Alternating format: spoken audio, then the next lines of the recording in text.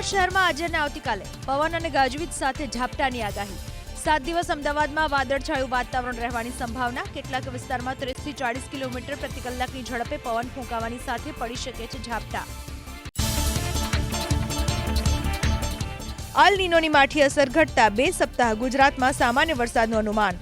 Western disturbance અને લો પ્રેશરની અસરના ભાગરૂપે આજે અરવલ્લી અને સાબરકાંઠામાં છૂટાછવાયા સ્થળે ભારે વરસાદનું અનુમાન, તો રાજ્યના અન્ય ભાગોમાં ક્યાંક ક્યાંક વરસી શકે છે સામાન્ય વરસાદ। ગુજરાતની જીવાદોરી સરદાર સરોવર નર્મદા ડેમ 81.14% ભરાયો। રાજ્યના 206 જળાશયોમાં સરેરાશ 63.87% જળ સંગ્રહ, 25 ડેમ 100%, તો 30 ડેમમાં 70 થી 100%નો જળનો જથ્થો, 33 ડેમમાં 50 થી 70%, 47 ડેમમાં 25 થી 50% જળસ્તર, તો 71 ડેમમાં હજુ પણ જળસ્તર 25%થી ઓછું।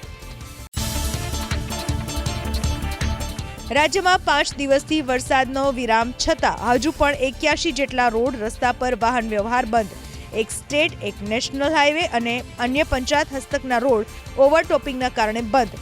સૌથી વધુ અમદાવાદને સાંકળતા 26, સુરેન્દ્રનગરના 9, નવસારીના 7, ખેડા અને છોટા ઉદેપુરના 5 રોડ વાહન વ્યવહાર માટે બંધ।